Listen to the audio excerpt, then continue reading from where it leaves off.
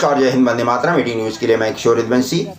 एक बार फिर हम आपको लिए चलते हैं एक ऐसी खबर की तरफ जो समाज की तरफ से एकदम उपेक्षित कर दी गई है, और वो बदकिस्मत तालाब है आरे कॉलोनी मरोल चेक नाके के पास गणपति मंदिर स्थित ये तालाब, जो पिछले कई सालों से वर्ष लगभग 2014 से इस तालाब का उद्घाटन पहली बार किया गया था रिनोवेशन के लिए, जिसका उद्घाटन सुरेश शेट्टी जी ने किया था। तत्कालीन मंत्री थे, आरोग्य मंत्री। इसके बाद उनकी सरकार जब चली गई, उसमें शिवसेना बीजेपी की सरकार आई और रमेश लटके यहाँ के स्थानीय विधायक हुए और उनके फंड से इसका रिनोवेशन करने का काम शुरू किया गया था। दोबारा उद्घाटन हुआ था, पर 2.5-3 करोड़ रुपए खर्च होने के बाद भी ये तालाब आज जस का तस पड़ा हुआ है और फंड की कमी बता करके कॉन्ट्रैक्टर यहाँ से फरार हो चुका है। इस अधूरे काम को इसी तरह से छोड़ करके, अपनी कुछ मशीनों को छोड़ करके, अब 3-4 साल के अंदर यहाँ पर लोगों ने इतने कचरे इस तालाब के अंदर डाल दिए हैं, निर्माल्य डाल दिए हैं। गणपति, नवरात्रि और तमाम कोरोना काल के यहाँ पे बॉटल और कचरे पड़े हुए थे। यहाँ पर कुछ पेड़ गिरे हुए थे जो इसी तालाब में गिरे हुए थे। तमाम जंगली घास इसके अंदर उगाई थी। ये दुनिया का अपने आप में 8वां अजूबा हमने इसे घोषित किया था।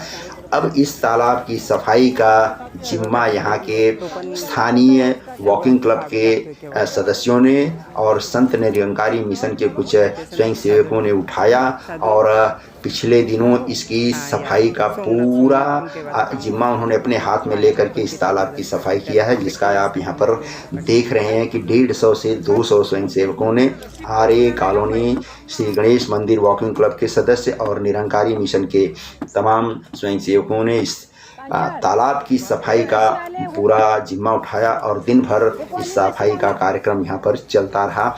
जो काम नेताओं, समाज सेवकों को, एमएलए और एमपी को करना चाहिए था, वो यहाँ के नागरिक कर रहे हैं। ये बहुत ही शर्म की बात है कि जिस चीज़ के लिए नेताओं को रखा गया है वो चीज़ ना करके लोग जो है अपने कर्तव्य की इतिश्री समझ लेते हैं और इसकी नुकसान की भरपाई कौन करेगा, इसका खामियाजा जो है जनता को भुगतना पड़ रहा है। और इस तालाब में पिछले 3-4 साल के अंदर लगभग 2 आदमियों की डूब करके मौत हो चुकी है। इस घास के अंदर कोई भी चिड़िया, पंछी या जानवर जाना नहीं चाहता, क्योंकि इसमें उसके फंस करके डूबने का खतरा है। ये तालाब बहुत गहरा है और इसके अंदर पिछले महीने तक इसमें कम से कम 100, 150, 200 पनडुब्बियाँ आया करती थी, कुछ बनमुर्गियाँ हुआ करती थी और तमाम तरह के जीव जंतु यहाँ पर आकर के पानी पीते थे। पर इस घास की वजह से अब इसमें कोई भी जानवर या कोई भी पंछी यहाँ पर जाने से डरता है और इसमें फंसने का खतरा है। इसमें आप देख सकते हैं कि कैसे लोग जंगली घास को, इस पानी वाली घास को यहाँ से निकाल करके लोग बाहर कर रहे हैं। और इस तालाब की सफाई अब यहाँ के स्वयं सेवकों ने अपने कंधे पर उठाया है, क्योंकि इसमें जो घास है, जिसे उत्तर भारत में करेमुआ के नाम से जानते हैं और इसमें कुछ कमल के फूल भी खिले हुए हैं, ये सब जो है इस घास की वजह से ख़त्म होने के कगार पे आ गया है। और पक्षियों ने तो आना ही एकदम एक तरह से बंद कर दिया है, क्योंकि इसके अंदर मछलियाँ काफ़ी मात्रा में पिछले दिनों तक थी और कुछ लोग चोरी छुपे आकर के इन मछलियों का शिकार करते हैं, कटिया लगा करके उन्हें मार करके लेके जाते हैं।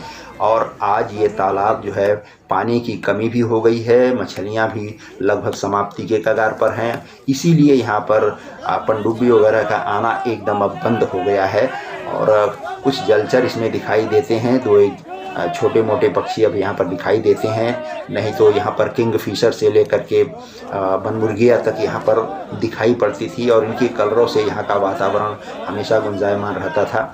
और रख रखाव की कमी की वजह से आज इस तालाब की ये हालत हुई है कि लोगों को, यहाँ स्थानीय लोगों को यहाँ पर आना पड़ रहा है।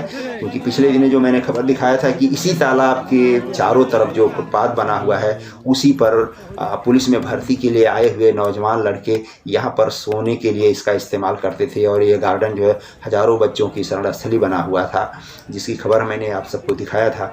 और उसके बाद प्रशासन जागा तो मीडिया का जो अपना काम है, समाज को जगाना काम है। हमने कई बार इस तालाब की खबर को दिखाया पर किसी के कान में जूं तक नहीं रेंगी, और जब इसकी चर्चा हमने इन लोगों से किया तो इन्होंने इस तालाब की सफाई का अभियान जो है शुरू किया। चूँकि मैं बीच में गाँव में गया था, अभी आज ही आया हूँ, तो इसलिए मुझे जब ये वीडियो मिला तो मैंने इस खबर को आप सबके सामने रखना अपना फ़र्ज समझा। इसमें आप देख रहे हैं कि तमाम पुलिस के रिटायर्ड जो ऑफिसर रहे हैं या जो समाज से अपनी जिम्मेदारी से मुक्त हो चुके हैं और समाज के लिए एक नया उदाहरण पेश कर रहे हैं कि किस तरह से अपने आसपास के माहौल को, अपने वातावरण को कैसे शुद्ध रखा जा सकता है, किस तरह से उसे साफ़ सुथरा रखा जा सकता है, और उसी को देख करके दूसरे लोग भी, समाज के लोग जो आज इस तरह की हरकत कर रहे हैं, उसे गंदा कर रहे हैं, कचरा कर रहे हैं और अपनी कुत्सित मानसिकता और कुत्सित विचारों से, कुत्सित कार्यक्रमों से उसको दूषित कर रहे हैं, उन्हें एक सीखने का एक जीवंत उदाहरण जो है यहाँ पर पेश कर रहे हैं। इसमें इस क्लब के अंदर महिला और पुरुष जो भी रिटायर्ड ऑफिसर हैं, स्थानीय लोग हैं, सभी लोगों ने 1-2 घंटे 4 घंटे आकर के यहाँ पर अपना श्रमदान किया है।